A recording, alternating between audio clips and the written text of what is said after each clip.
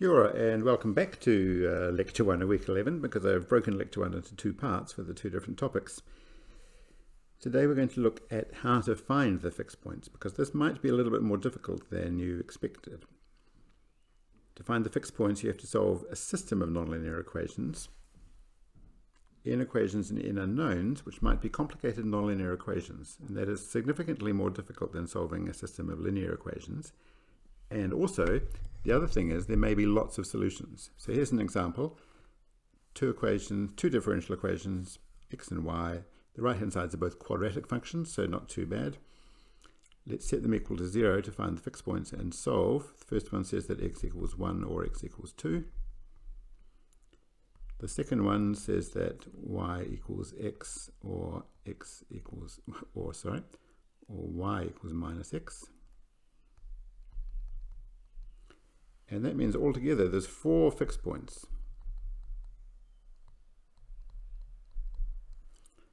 If x is 1, y could be equal to x or minus x. And if x is 2, y could be equal to x or minus x. So the phase portrait for this system is already starting to look a little bit complicated. It's got a fixed point here and here, and another one here and here. So that's already a good way to start drawing. The phase portrait is filling in all the fixed points. And you can see from that pattern there, if I had 3 quadratic differential equations, I could have up to 8 fixed points. So even planar systems in R2 can have lots of fixed points. But it's worse than that, because that was a simple case where you had quadratic equations. What if they were more complicated equations that you couldn't solve? Then we need a numerical method, and that's what we're going to do today. It's Newton's method. So the idea now is just to think of this function f of x being an arbitrary set of n nonlinear equations and n unknowns. How do you get started numerically? Well, we're going to start with a guess. Be a guess, or I'm going to say it a bit more formally, I'm going to say an approximation to a solution. If you absolutely had no idea where the fixed points were, then you would literally take a guess, like x equals 0, and just see how you go. But the idea is if you've got an approximate solution, or an approximation to a solution, then I can improve it. So let's f of x naught plus a little bit. Since I was assuming that x naught was close to a solution, there should be a small y that I could add on that would actually give me a solution. And the question is, what little bit do I have to add on to get a solution? Well, I'm going to take the left-hand side and expand it in a Taylor series, just like we did earlier when we were linearizing it. That will give me the Jacobian matrix of f evaluated at x naught times y, plus all the nonlinear terms, the y squares, the y cubes, and so on, which I'm not interested in. Y squared, y cubed, and so on. And the idea is the following. If you're very close to a solution, then there will be a y which is very small, which satisfies this equation, which means that it's fairly safe to ignore all of these terms, because something small squared is very, very small indeed. So that's the idea. I'm going to choose my my updated approximation,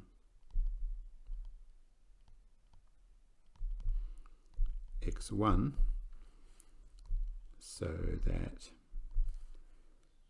0 is equal to f of x naught plus j of x naught y, and x1 will be x naught y plus y. In other words, x1 will be x naught plus, well, what is y? This is a set of linear equations, because here I have a vector and here I have a matrix times a vector, so that's just a set of linear equations, and the solution is j of x naught inverse, the inverse of that n by n matrix, times f of x naught.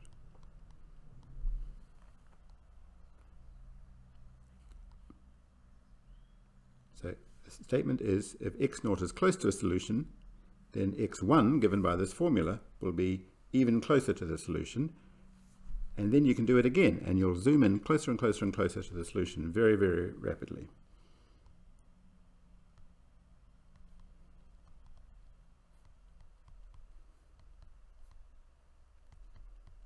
So what we have is an iteration. So I just collect all the steps and I get xn plus 1 is xn plus j of xn inverse times f of xn.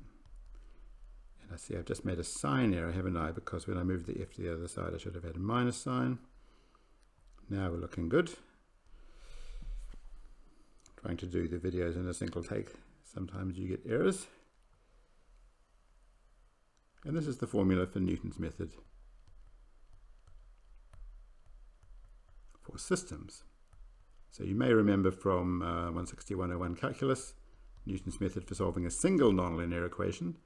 Here we have the vector version of Newton's method that solves systems of equations. So we try it for n, we start with n equals 0, then we do n equals 1, 2, and you have to repeat it a few times, but you'll see when I do an example, you don't have to repeat it that many times, usually 3 or 4 is enough. So here's an example. The formulas get a little bit complicated, so I've typed them all out. Trying to find the fixed points of this planar system where the right-hand sides are quite complicated nonlinear functions.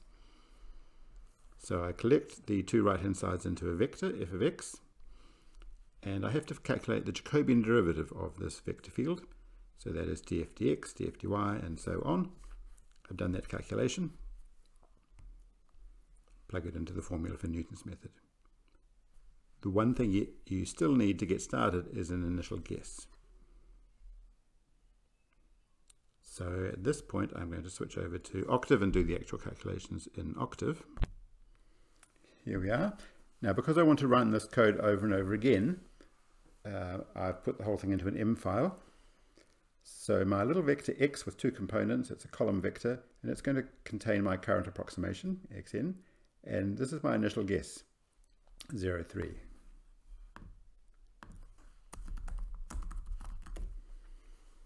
I display it. That's just a way of printing things out without getting the variable name. Format long because I want to check lots of digits. That will print out all 16 digits. And then I'm going to repeat my iteration 8 times by going around this loop 8 times. And everything else here is just typing in the formula for the Jacobian derivative and for the right hand side of the differential equation. This is the crucial line here. This is the line that actually updates the approximation. This command here, j\f, that solves the linear system j times y equals f. So let's see how it goes. My initial condition was, my initial guess was 0, 3. There's the initial guess. Next approximation is 0.32, 2.93, 0.298, 0.294. And if you look here, you see that these are converging very, very rapidly. Even after 3 steps, I've got 4 decimal places correct. And after the 5th step, it doesn't change at all. It's converged to 16 decimal places. So that's a very good sign that it's converging very, very quickly, which is Newton's method is famous for its extremely rapid convergence. And that is very strong numerical evidence that there is, in fact, a solution of the equation at that point. So that's an example of a successful application of Newton's method for systems. For very large systems, it can get expensive, because computationally expensive, because you have to solve large linear system at each step.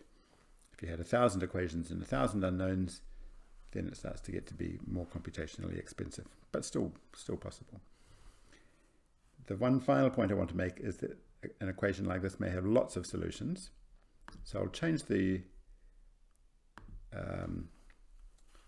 initial guess here to make it a random number. So I'll be starting doing it over and over again, random guesses, and let's make them go 5 times rand to 1. So that's a vector of random numbers from 0 to 5 minus 2. And let's just see what it does. So each time I run it, it's going to start with a different random initial guess for the solution. So what's happened? This was my initial guess, 1.39. Bounced around. Oh. Now this is it's bouncing around all over the place. It's not converging, but eventually it does converge. And by the last iteration there, I've got almost 16 digits. I've got about 14 digits correct. So that's good evidence that there is a solution there.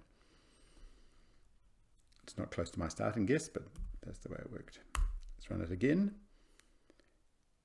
It has converged to the same solution that I found previously. This time, oh dear me, it hasn't converged at all. So this is the irony of Newton's method. If you start far away from a solution, it may bounce around and not converge to a solution. It may even diverge or fail.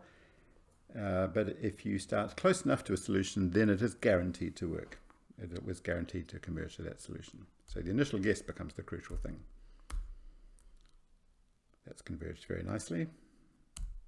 I think it was the one I had before.